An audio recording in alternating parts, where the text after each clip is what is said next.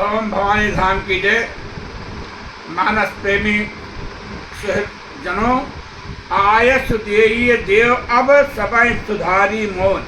कथा यहीं पर विश्राम लिए थी, अब उसके आगे बढ़ रही है। अर्थात भरत जी ने कहा, प्रभु मैंने स्वामी और समाज का संकोच त्याग कर सर्वथा ढिठाई की है। हे देव, अत्यंत दुख को जानकर मेरी इस अभिनय व विनय की रुचि अनुकूल वाणी को क्षमा कीजिएगा। सुजान सुसाहित एवं सुहित से ज़्यादा कहना दोष है, इसलिए अब तो आप केवल मुझे आज्ञा दीजिए, उसी से मेरी बिगड़ी सुधरेगी। भरत जी की इस प्रकार की आर्तमय वाणी सुनकर राघव स्नेह से विह्वल हो गए और उन्होंने भरत को बैठाए समीप गही पहनी हाथ पकड़कर अपने पास बैठा लिया। इधर सरस्वती जी के लौट जाने पर इंद्र घबराए हुए थे तो देखा श्री राम तो भरत को अपने पास बैठाकर उन पर प्रेम की वर्षा कर रहे हैं। तो उन्होंने इंद्र ने भी षड्यंत्र किया और ऐसी माया किया कि वन में आए सभी अवधपुर वासियों को उच्चाटन हो गया। उनको क्षण में वन अच्छा लगता तो क्षण में उनका मन अवध की ओर लौटने को कहता। सभी की ऐसी दशा हो गई कि सुर माया सब लोग विमोहे, राम प्रेम अतिशय न बिछोहे।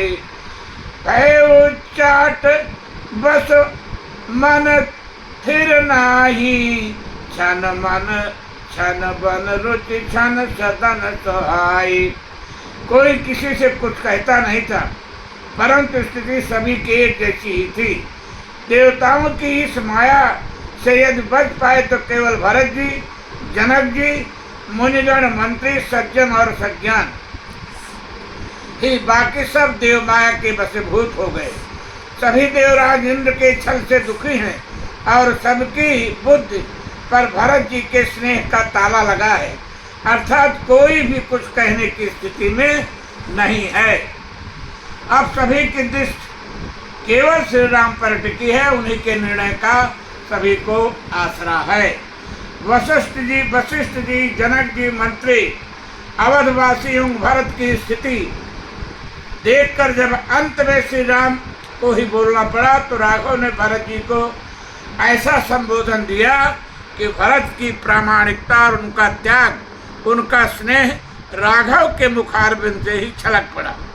श्री राम ने कहा, तात भरत तुम धर्म धुरीना, लोक वेद विद प्रेम प्रवीणा। करम वचन मानस विमल, तुम समान तुम तात, गुरु समाज लघु बंध गुण, कुसमय किम कही जात। श्री राम ने आगे कहा, भरत तुम सूर्य कुल की रीत, पिता के यश आज को भली प्रकार से जानते हो। तुम्हें अपना व मेरा परम हित, समय समाज, गुरुजनों की लज्जा, मित्र और शत्रु सभी के कर्तव्य भी ज्ञात हैं। मुझे हर प्रकार से तुम पर भरोसा है।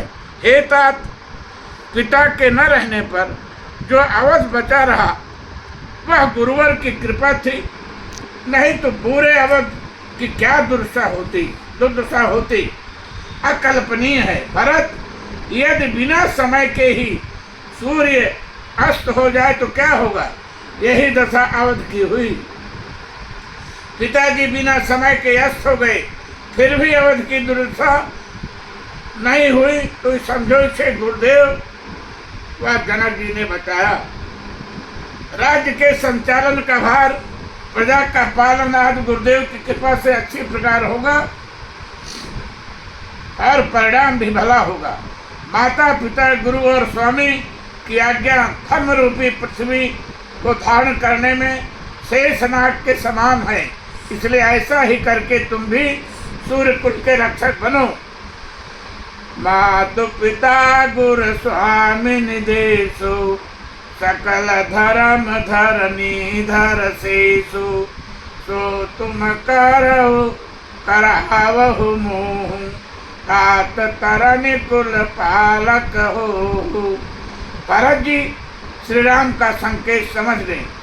उन्हें परम संतोष भी हुआ कि यदि श्री राम मेरे सम्मुख हैं तो निश्चित रूप से समस्त दुख व दोष मुझसे विमुख हो जाएंगे। उधर वशिष्ठ जी भी भरत के स्नेह व श्री राम को लौटाने की उनकी जिद पर चिंतित थे, इसलिए उन्होंने भरत जी को एकांत में बुलाकर समझाते हुए श्री राम के अवतार व वन आने का गुप्त रहस्य बताया और कहा, एकांते भरतम प्राह वशिष्ठो ज्ञानिनाम वरः वत्सुगुहं सुनुस्वेदम मम वाक्यादुनुस्तुतम्। जब भरत ने श्री राम से यह कहा कि यदि आप वन से नहीं लौटना चाहते हैं तो मुझे भी आज्ञा दीजिए, जिससे मैं भी वन में लक्ष्मण के समान आपकी सेवा कर सकूं। नहीं तो मैं अन्न जल छोड़कर इस शरीर को त्याग दूंगा। अपने इस निश्चय के अनुसार भरत जी वहीं कुशासन बिछाकर धूप में पूर्व दिशा की ओर मुख करके बैठ गए। तब श्री राम ने आश्चर्यचकित हो गुरुदेव के नेत्रों से संकेत किया। तब वशिष्ठ जी ने भरत जी को एकांत में ले जाकर कहा, वत्स जो मैं कहता हूँ वह अत्यंत गुप्त बात सुनो। श्री राम साक्षात नारायण हैं और पूर्व में ब्रह्मा जी की प्रार्थना पर ही रावण को मारने के लिए दशरथ जी के यहाँ पुत्र रूप में जन्मे हैं। इसी प्रकार योग माया ने जनक नंदनी सीता के रूप में व शेष जी लक्ष्मण के रूप में अवतार लिया है। वे रावण को मारना चाहते इसलिए निसंदेह बंद हो जाएंगे।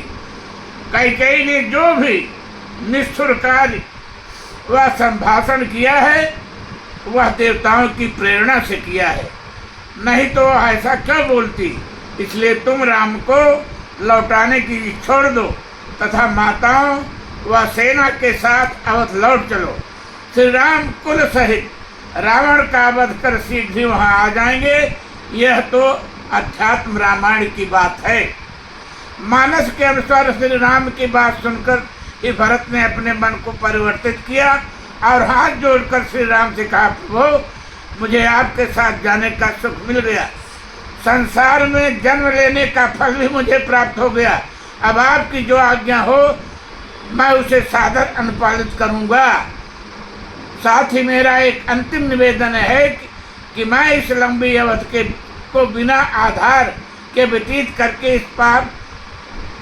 इससे पार नहीं पाऊंगा। इसीलिए सो अवलंब देव सो मोहि देई, सो अवलंब देव मोहि देई, अवधि पाई पर जाई, अवधि पारु पावहु जेहि सोई। सो अवलंब देव मोहि देई, अवधि पार पावहु जेहि देई। मुझे ऐसा सहारा अथवा साधन दीजिए जिसकी सेवा करते हुए मैं इतने लंबी अवधि को पार कर सकूं।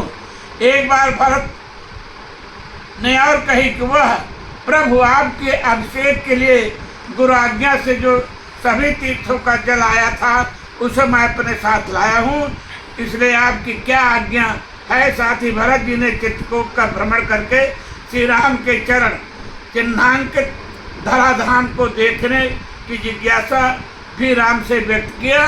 बस अब कथा यहीं पर विश्राम लेगी। जय जय श्री राम।